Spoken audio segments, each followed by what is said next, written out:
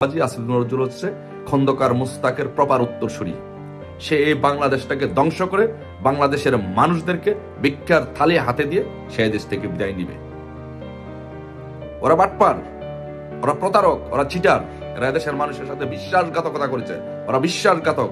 ওরা বাংলাদেশের মতো একটি উন্নয়নশীল দেশকে, যে দেশটি উন্নয়নের মহাসড়কে ছিল, সেই দেশটিকে আজকে ধ্বংসের দ্বার প্রান্তে দাঁড় করিয়ে দিয়েছে এই আসিফ নজরুল, আসিফ নাহিদ, এই গংরা ফেসিস্ট স্বৈরশাসক সুদখোর মহাজন ইনুস।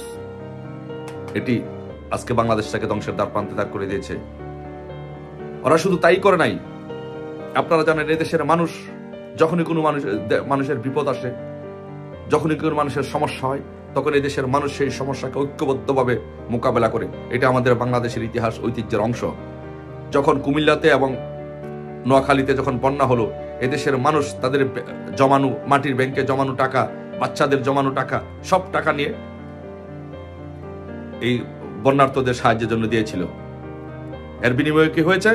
এর বিনিময়ে এই সমন্বয়কারীরা, হাসনা সার্জিসরা এই টাকা ব্যাংকে জমা রাখিয়ে এই টাকা দিয়ে নতুন নতুন গাড়ি কিনে, এই টাকা দিয়ে তাদের নতুন নতুন পোশাক কিনে, আজকে এদের পোশাকের বাহার দেখেন, গাড়ির বাহার দেখেন, এগুলো দিয়ে সারা বাংলাদেশে এদের রাজনৈতিক উচ্চবিলাস পরিপূর্ণ করছে। সারা বাংলাদেশে ওদের রাজনৈতিক কায়েস মেটাচ্ছে।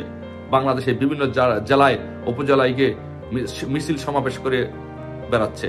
আপনারা তো এই জন্য তাদেরকে তো টাকা দেন নাই। আপনারা টাকা দিয়েছেন বন্যার্তদের সাহায্যের জন্য, সরল বিশ্বাসে আপনারা ওদেরকে টাকা দিয়েছেন, কিন্তু সেই টাকা ওরা মেরে দিয়ে এদেশের জাতির সাথে প্রতারণা করেছে, বিশ্বাসঘাতকতা করেছে, বাটপারি করেছে। তাই সারা বাংলাদেশে এখন সবচেয়ে জনপ্রিয় স্লোগান হচ্ছে নব্য মুস্তাক আসিফ স্যার, আসিফ নাহিদ বাটপার। এই স্লোগান আজকে আকাশে বাতাসে ধ্বনিত হচ্ছে। আজকে আমি যেটি দেখলাম যে আজকে কলেজের শিক্ষার্থীরা যারা আন্দোলন করছে, তাদেরকে একজন সেনাবাহিনীর একজন ঢাল নিয়ে সিভিল পোশাকে একজন লোককে পিটাচ্ছে। এরা কারা? আমাদের সাধারণ ছাত্রছাত্রীদের উপর এইভাবে আঘাত করছে, ছাত্রছাত্রীদেরকে এভাবে গরু বাছুরের মতো পিটাচ্ছে। এই কোমলমতি ছাত্রছাত্রীদের কি জীবনের কোনো মূল্য নেই? 5ই আগস্টে সরকার পতনের জন্য এরা ছাত্রদের জীবন নিয়ে ছিনিমিনি খেলেছে। ওরা ছাত্রদের রক্তের সাথে বেইমানি করেছে। ছাত্রদের মেটিকুলাসলি ডিজাইনের অংশ হিসাবে ওরা আন্দোলনে নেমেছিল যে যত ছাত্র খুন করা যাবে আন্দোলন তত দানা বাঁধবে।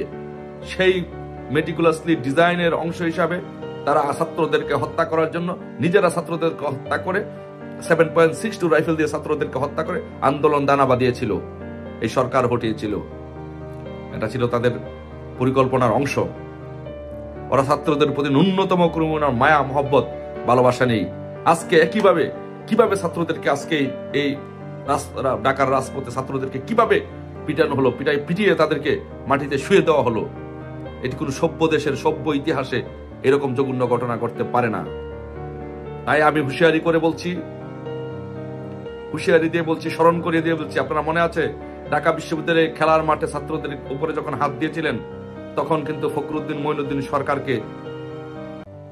সরকারের পতন ত্বরান্বিত হয়েছিল এবং তাদের পতন নিশ্চিত হয়েছিল। আজকেও যারা আপনাদের ছাত্রদের গায়ে হাত দিচ্ছেন, তাদের পতন নিশ্চিত। আর জগন্নাথ বিশ্ববিদ্যালয়ে ছাত্রদেরকে বলবো, আপনারা জেগে উঠুন। আপনাদের সাথে প্রতারণা করা হয়েছে, আপনাদের সাথে বিশ্বাসঘাতকতা করা হয়েছে। এই খন্দকার মুস্তাকের উত্তরসূরি আসিফ নজরুল স্যার, আসিফ নাহিদ আপনাদের সাথে বিশ্বাসঘাতকতা করেছে।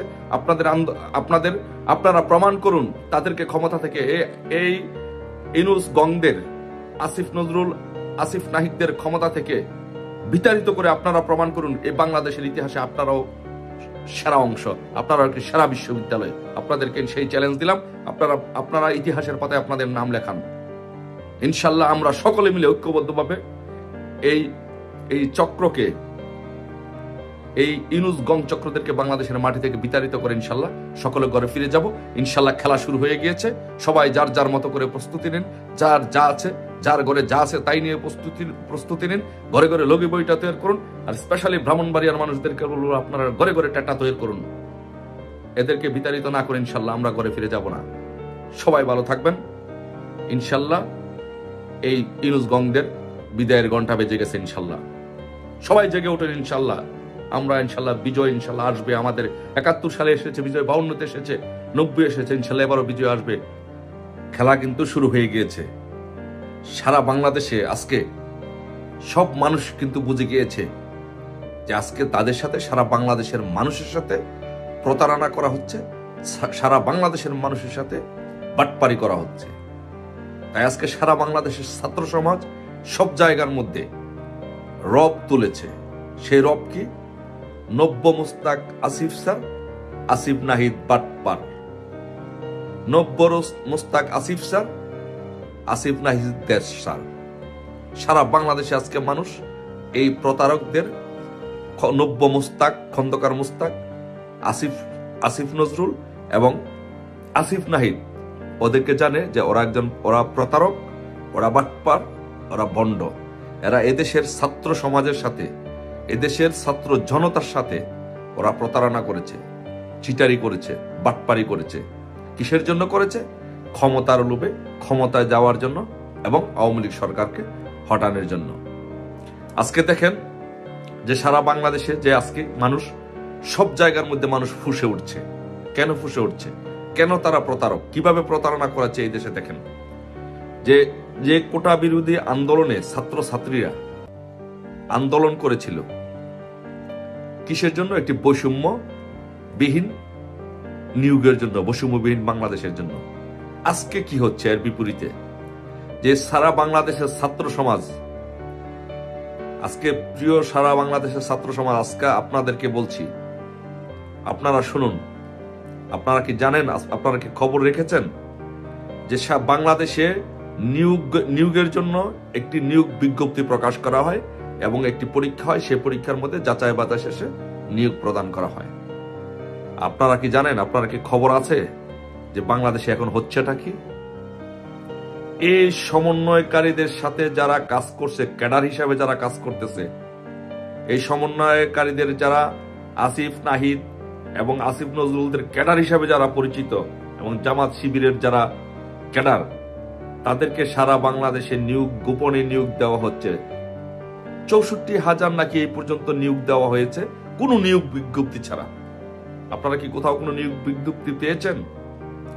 পুলিশে বা কোথাও কিভাবে নিয়োগগুলো হচ্ছে, বিভিন্ন জায়গায় কিভাবে নিয়োগগুলো হচ্ছে, আপনারা কি কারো কাছে কোন খবর আছে, তথ্য আছে, ইনফরমেশন আছে? নাই। সারা বাংলাদেশে ক্যাডার বাহিনী তৈরি করা হচ্ছে তাদের নিজস্ব লোক দিয়ে। নিয়োগ বিজ্ঞপ্তি ছাড়া সারা বাংলাদেশের নিয়ম প্রথা ভেঙে, বাংলাদেশের যে প্রচলিত আইন আছে, নিয়োগের যে নিয়ম শৃঙ্খলা আছে, সেগুলো বাদ দিয়ে তারা পার্সোনালি যারা এই কোঠা আন্দোলনে তাদের ক্যাডার হিসাবে কাজ করেছে এবং এখন কাজ করছে, তাদেরকে নিয়োগ দেওয়া হচ্ছে। তাহলে কি আপনাদের সাথে ওরা প্রতারণা করেছে? অবশ্যই আপনাদের সাথে প্রতারণা করেছে। অবশ্যই এদেশের ছাত্র সমাজের সাথে প্রতারণা করেছে, এদেশের জনগণের সাথে প্রতারণা করেছে। তাই সারা বাংলাদেশে রব উঠেছে নব্য মুস্তাক আসিফ স্যার, আসিফ নাহিদ বাটপার। এটা হচ্ছে বাংলাদেশের এখন জাতীয় স্লোগান, নাম্বার 1 স্লোগান, নব্য মুস্তাক আসিফ স্যার, আসিফ নাহিদ বাটপার। সারা বাংলাদেশে রব তুলুন, এদেশ থেকে এদেরকে বিতাড়িত করুন। ওদের মতো বাটপার যেন বাংলাদেশে আর যেন ফিরে না আসতে পারে। গতকালকে আসিফ নজরুল স্যার এক সাক্ষাৎকারে বলেছেন, একদিনে চাইলেই কি একটি কলেজকে বিশ্ববিদ্যালয়ে রূপান্তরিত করা যায়? অবশ্যই করা যায়। প্রিয় ছাত্রছাত্রী ভাই বোনেরা, এবং যারা বিশেষ করে তিতুমির কলেজ এবং ঢাকা কলেজ সহ যারা বিশ্ববিদ্যালয়ের জন্য আন্দোলন করছেন, বিশেষ করে তিতুমির কলেজের ছাত্রছাত্রী ভাইদেরকে, বন্ধুদেরকে বলছি, এই বাংলাদেশে বর্তমান যেই সরকার আছে, অন্তর্বর্তীকালীন সরকার, ফ্যাসিস্ট স্বৈরশাসক ইউনূস সরকার, সেটি তো কোনো নিয়মের তোয়াক্কা না করে নিয়মের বাইরে গিয়ে অসাংবিধানিক ভাবে করা হয়েছে। এই যে তারা উপদেষ্টারা শপথ নিয়েছে, সেটি নিয়ম ভঙ্গ করে করা হয়েছে। বাংলাদেশে যা কিছু করা হচ্ছে এখন কোন নিয়ম, আইন কানুনের নিয়মের তোয়াক্কা না করে করা হচ্ছে। আর সেটি যদি করা হয়ে থাকে, তাহলে একটি সাধারণ একটি তিতুমির কলেজকে বিশ্ববিদ্যালয়ে রূপান্তর করতে কিসের আসিফ নজরুল, কিসের আইনের দোহাই দিচ্ছেন, সময়ের দোহাই দিচ্ছেন? এগুলো হচ্ছে আসিফ নজরুলের বাউতাবাজি। আসিফ নজরুল হচ্ছে